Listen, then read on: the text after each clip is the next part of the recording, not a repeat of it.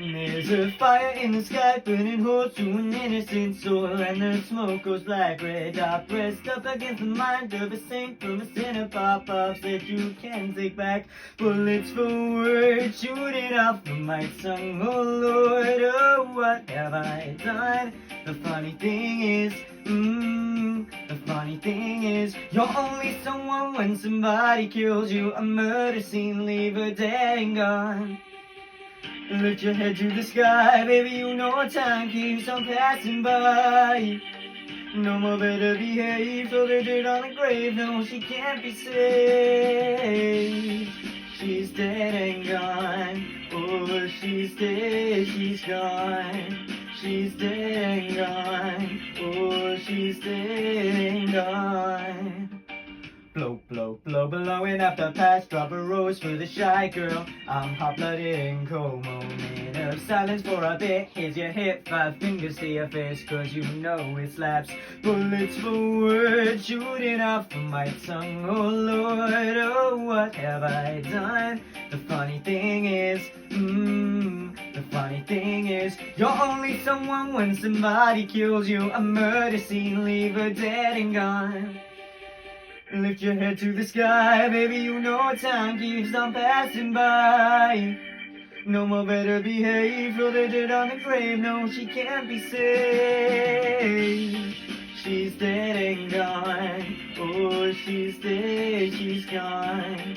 She's dead and gone, oh, she's dead and gone.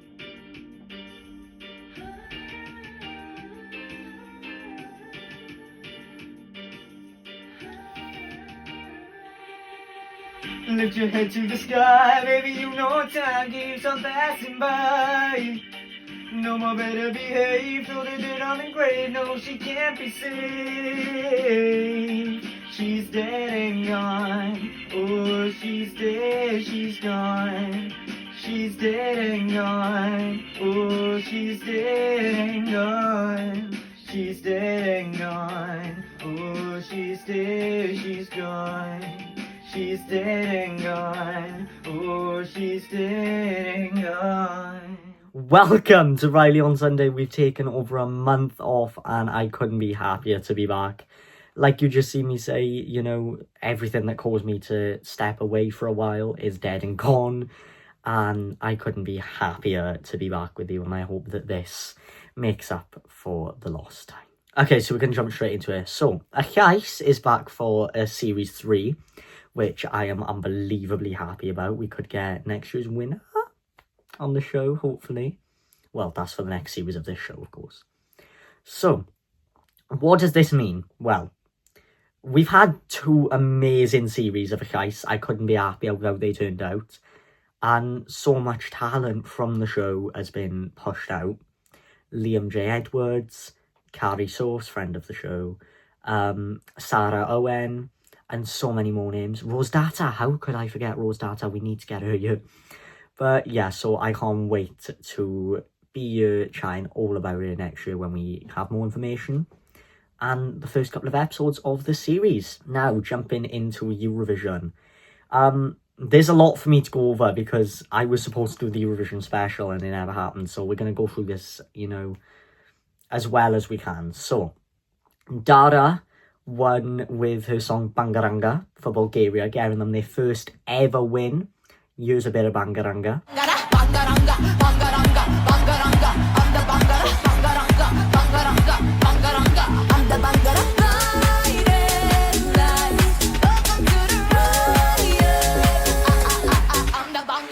I love Bangaranga so much. I did vote for Bangaranga, I'm pretty sure. I can't remember.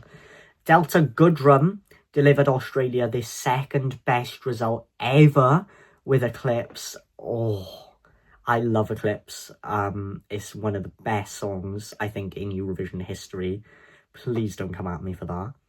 And Delta's also going to be on BBC's Strictly Come Dancing later this year. We can't wait to see that.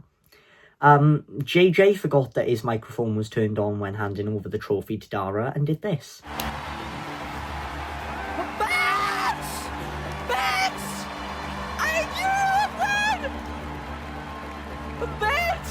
The UK once again finished bottom of the final scoreboard with Eins Wide Dry by Look Mum No Computer. And he took it well. He released t-shirts afterwards that said Look Mum No Points. And as the final part of the Eurovision segment, here is my interview with the absolutely gorgeous Colleen, who represented Austria back in 2024. Oh, hi. Hi, welcome. How are you? Hi, thank you. I'm good. How are you? I'm amazing, thank you. It's lovely for you to be here. Great. Yeah, thanks for having me. So, let's go straight into it. Yeah. So, how did you get the idea for We Will Rave? You mean song-wise? Yeah, Yeah, so song-wise, I didn't write the song myself. I had songwriters from Sweden and Norway, so they teamed up.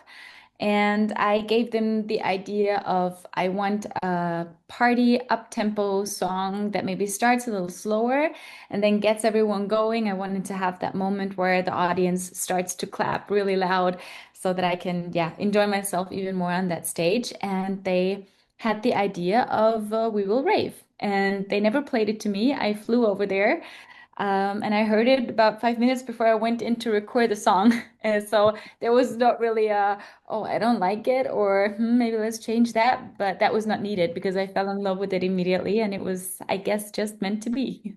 I think we all fell in love with that song. Oh, thank you. So, we've seen some speculation online that you are always at Eurovision doing stand-ins, doing some behind the scenes work. So, from that, I guess I think we know Eurovision's always something you've wanted to do. Yes, well, ever since my, I'd say, professional singer career started. Before that, I wasn't really like much aware of Eurovision. I didn't really grow up watching it with my parents. It was not this happening that a lot of other people have in their lives. So, but when I got to know it, my very first Eurovision was 2016 in Sweden, quite late actually. So I went there, I watched it. I was like, okay, what is this thing? I really didn't have any expectations of it. But yeah, it hit me, and I just thought, okay, that looks like the perfect stage for me wanting to sing, wanting to dance, wanting to have this, yeah, all of those possibilities and opportunities at the same time, also loving camera work and stuff like that. So it felt like the perfect fit. So that's when, maybe not 2016, but in 18, when I was a stand-in myself, I guess that's when my journey of, okay, I really, really want to be on that stage with a song of my own started. Yeah. Like it's you watch it, you just fall in love with it. Yeah, I think so too. And it's very funny because a lot of the people, especially now that it was in Vienna, out of our surroundings are like, Eurovision, I don't know. And then you watch it, you begin to understand the concept of it, and then you just cannot go without it anymore. You watch it, you're interested in like, what does Italy bring to the table this year? How does the voting go? All of that. Yeah, it really draws you in, and I think that's really beautiful. I mean, we were all expecting to see you in Vienna this year on stage. I think a lot Yeah, of us were I would shocked have when we loved did. to. I really would have loved to. Unfortunately, yeah, the team didn't ask me, or F didn't ask me. I wasn't part of their, I don't know, creative How concept. dare they? Yeah. So I was a little sad, but I got to be on stage anyways. But still, yeah, I would have really loved to do it. Like, have you ever had a Eurovision song you've sat there, listened to it, and thought, God, I wish I made that? Actually, yes, it was before my year. The very first time I heard Last Dance. From Greece. What year was it? To 20 to 19, 21, something like that. I really, really fell in love with that song, and I thought, okay, that must be really cool to perform on stage.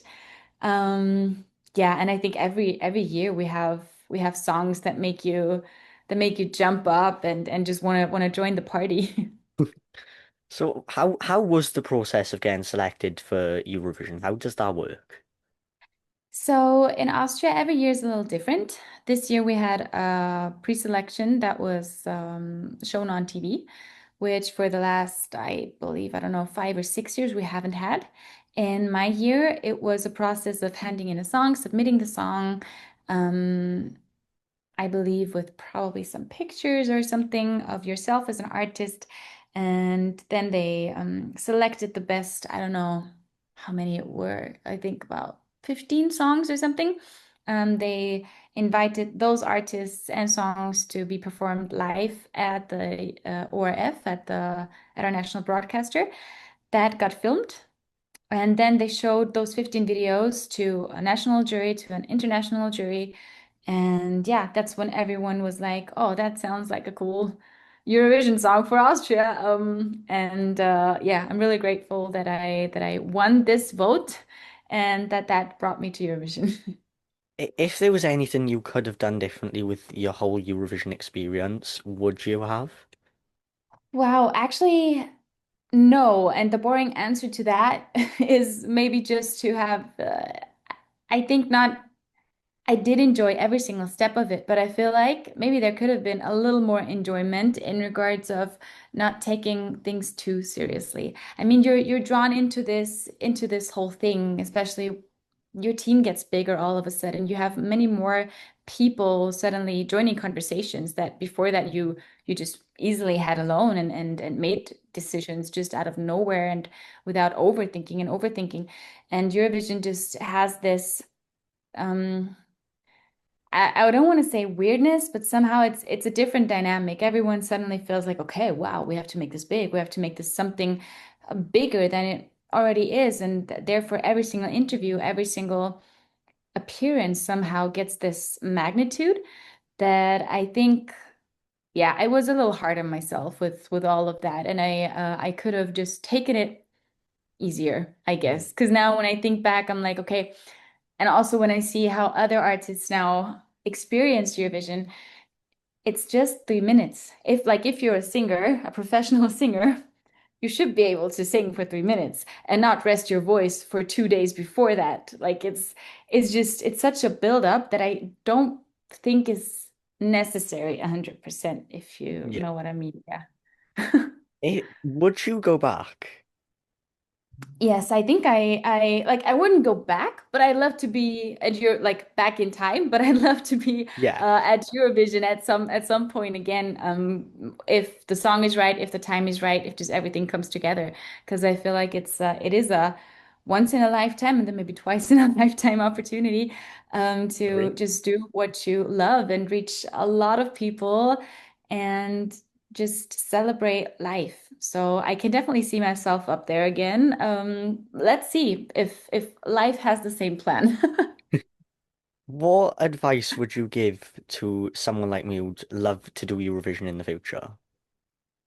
I guess, first of all, but I think everyone says that it is really true to stick true to yourself.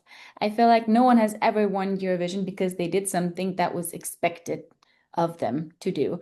And if you're being yourself and then Eurovision doesn't happen for you, it's not a bad thing because then maybe it's just not meant for you, and that's okay. I struggle with that a lot before I got to Eurovision because I thought that's the only goal and that's the only thing to do. And if I don't reach that, like I fail. But now having been there, maybe yeah, it's easy. It's easier said now because I had the whole experience. But I honestly feel like as long as you're enjoying what you're doing, no matter the outcome, and if it's at the Eurovision or just doing it for yourself, yeah, if it feels right, do it. If you struggle with it, I totally get that because it is draining if you do it and there's no output. I've been there too. So I guess there is a point where you have to say, okay, maybe there is a different passion waiting for me somewhere that is not this thing. All of that got really depressing just now. I'm sorry for that. Um, but I feel like too little people talk about this truth as well. It's not just always, okay, yeah, I believed in this, and so I made it come true. Sometimes it does not come true, and that's okay as well. And then you're not doomed. Life is not over. There's not just Eurovision in this world. So I'm sure that there are other things that will make every one of us happy if we don't reach this one life goal that we've always had. Yeah. But if you want to go there, I think just make music, write songs, good songs, bad songs, um, try to get connected to as many people as possible because eventually it is, I'd say, mostly about connections. Unfortunately, it's not just the talent or the greatest song that gets you there. It's the right moment at the right time with the right people. There's just so much more to the whole picture. So, and then we're back to if life wants you to do it, you'll do it. Yeah.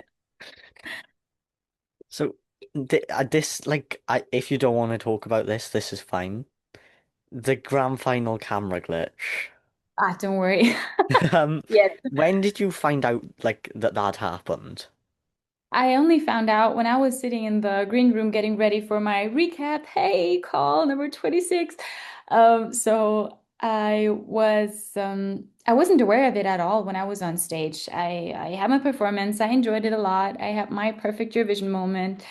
Came off the stage. The dancers hugged me. Like we didn't know that anything was going on until like 5 minutes after we went off stage. So then my only concern was, okay, but can they fix it for YouTube? Because I knew that they were going to upload some version of it. And yeah, so they should just clip together different things. And of course, it was like the magnitude of it, I only understood once I rewatched everything back. Um, Up there after my final performance, I was just like, okay, that was it. I had the most fun. If they asked me to do it again, which they didn't, I'd probably say no because it was such a high and being an artist there, you prepare yourself like your pre-performance routine because of all of this team and all of those things is I'd say minimum depending on who you are and what you do, but about an hour and a half or 2 hours if you count glam and the whole hair process and everything into it. It's so long, and so you really try to get up to that level until about 30 seconds before you go on that stage. Then you're on that level, you drop down again, and then someone tells you, maybe you should do it again.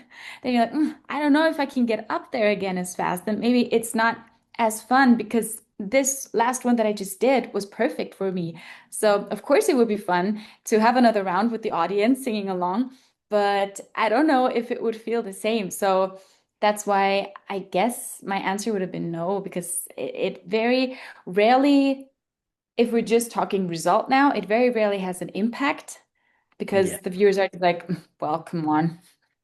Everything else was fine, and I don't know, she managed everything else. So yeah, I for me it would have been a no probably. And it was just, yeah, it happened. It was unfortunate, but at the end, people remember this now, which is Yeah. also fine. So when we all saw it, I remember I was sat in my hotel room in Turkey, and as soon as it happened, the whole group chat, you just had floods of voice notes. Oh no, please no. Yeah. Yeah, And it that's was happened every glitch every year probably the since. worst moment. Yeah. So we'll go back to like the behind the scenes of doing some stand-ins and whatever other Mhm. behind the scenes stage things. I'm not actually too sure what you've done because I've had so many things coming in since the group chat found out about this. Um, Yeah. how like what's the stress like of doing that? The whole production, Yeah. managing the stage. Well, I feel like the fun thing at Eurovision is that it's so big. It has such a long time frame before you go onto that stage, whether it's being an artist or just being a stage director or a contest producer or whatever. We start the whole production at least 6 months before. So every single day, you kind of prep a little more, you prep a little more, you grow a little more into the role, you understand the acts better, you do this. Okay, I wasn't aware of that a week ago, but now I am. So you really, It's hard to pick just three. Like I could give you maybe five, but three's hard. yeah, Like, I yeah, know Pietra Mida. I feel like everyone loves that woman with all yeah, of yeah, our sure. hearts. Yes, yes, I absolutely. oh, who else is that? Sure, I'll just add this in the edit. We'll pretend I didn't know. So I have unfortunately run out of my prepared questions. So is there anything that you would like to add for people watching at home? Well, just that I'm really really grateful that yeah, of course I'm a part of the whole production every year in some type of way, but still you love hearing the stories, and so I think that's also what it's about, to understand the whole process of it. How does an act come onto the stage, and that you're interested. I think that just shows the love for the whole thing. And as long as we have that, I guess the whole thing is working, and it's great. It brings us so much joy every year. So I'm really, really excited to see what's happening next year. And I'm just, yeah, grateful that yeah, We Will Rave is still such a big part of the universe. So I Yeah. guess I hit a spot there, and I'm really grateful for that, because like I always said also in the interviews leading up to my result, in the end, it's not the result that matters. It doesn't matter left side, right side of the scoreboard. I think it's just that moment that you create, and I'm really grateful that I apparently got to create this moment that still makes everyone happy. Yeah, I was literally blasting We Will Rave just before you got here, so you did well. Oh, nice. Oh, thank you. Thank you so much. But yeah, thank you for coming. Of course, thank you for having me. I hope you have a nice Eurovision party next year. You too will. You might be in Dara. In Dara? No, in And Bulgaria. next year.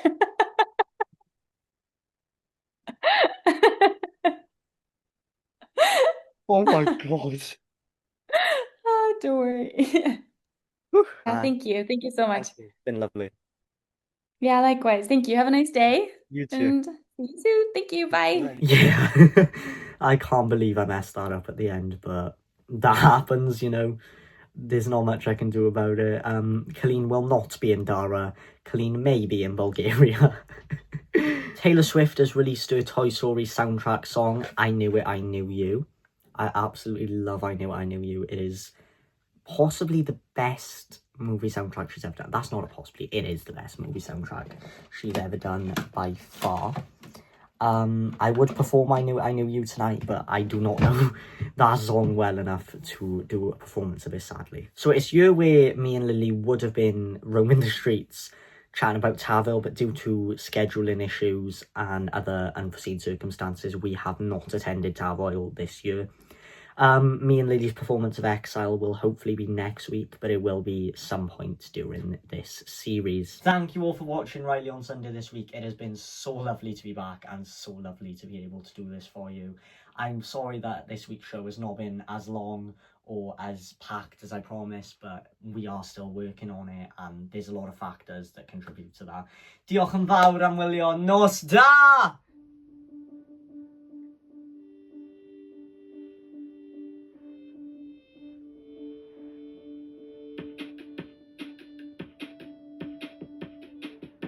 Rebecca rode up on the afternoon train. It was sunny. The Sawbox house on the coast looking right up St. Louis. Bill was the heir to the Standard Oil name and money. And the town said, how did a middle class divorcee do it? The wedding was charming if a little gauche. There's only so far new money goes. They picked out a home and called it Holiday House. Their parties were tasteful if a little loud. The doctor had told him to settle down. It must have been her fault his heart gave out. And they said, there goes the last great American dynasty. Who knows if she never showed up, what could have been? There goes the maddest woman this town has ever seen. She had a marvelous time ruining everything.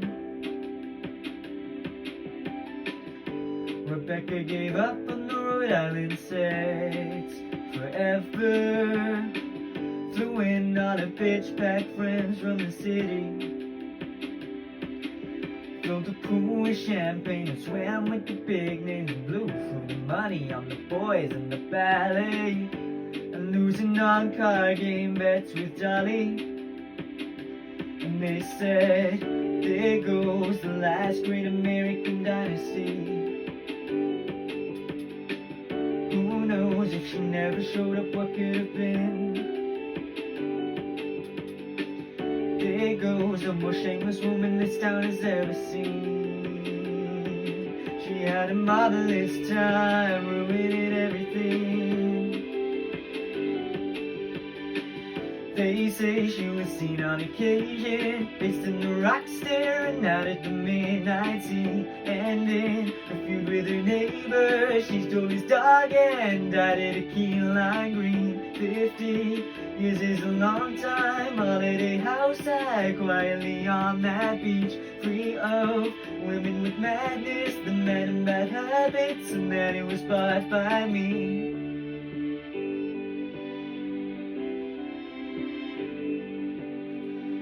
Who knows if they never showed up, what could have been? There goes the lightest woman this town has ever seen. I had a marvelous time, ruining everything. I had a marvelous time, ruining everything, a marvelous time, ruining everything, a marvelous time. I had a marvelous time.